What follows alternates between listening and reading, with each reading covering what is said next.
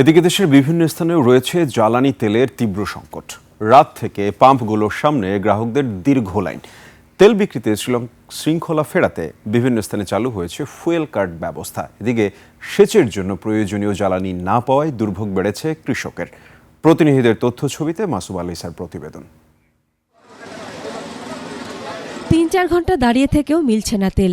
বাধ্য হয়ে কৃষকরা সেচ কাজের জন্য ট্রাক্টর, পাওয়ার টিলার ও ড্রাম নিয়ে পাম্পে হাজির হচ্ছেন। এ চিত্র মেহেরপুরের একটি পেট্রোল পাম্পের।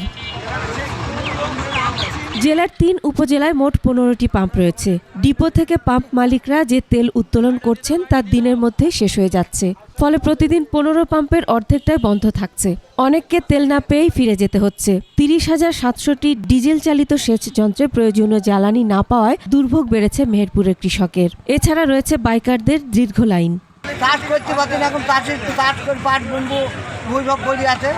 সারাদিন সকালবেলায় আসছে সে না খাই, সেই সন্ধ্যাবেলা পর্যন্ত সে লাইন ঠেলতেছে। ফজরের নামাজ পড়ে এসে দাঁড়িয়েছি, এখন 3 ঘন্টা হয়ে গেল, তারপরেও এখনো লাইনে আছি, তেল পাইনি। ডিজেল দিচ্ছি প্রত্যেকটা চাষিকে 500 টাকা দিন, আর পরিবহনগুলো দিচ্ছে 100 টাকা।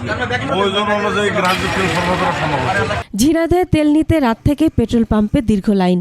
চালকরা জানান, আগের দিন লাইনে দাঁড়িয়ে তারা তেল পাননি, ফলে রাত থেকেই আগেভাগে লাইন দিয়েছেন।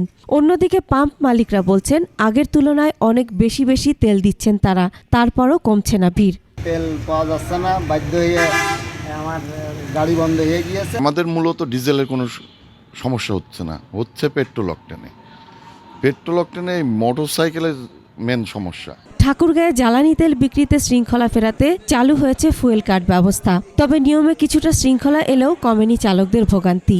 দীর্ঘ লাইনে দাঁড়িয়ে ঘন্টার পর ঘন্টা অপেক্ষার সময় ঘটছে অপ্রীতিকর ঘটনা।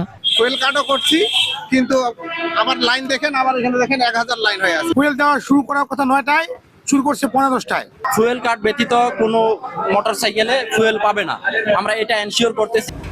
সিরাজগঞ্জে no fuel card no oil নীতি অবলম্বন করায় পাম্পগুলোতে শৃঙ্খলা ফিরেছে, স্বস্তি জানিয়েছেন গ্রাহকরা। ময়মনসিংহের শিল্পাঞ্চল, ভালুকা সহ বিভিন্ন স্থানে জ্বালানি তেলের সংকট তীব্র। পাম্পগুলোতে রাতের বেলায়ও ছিল যানবাহনের দীর্ঘ line. Masum আলিসা, desk report, 21 television.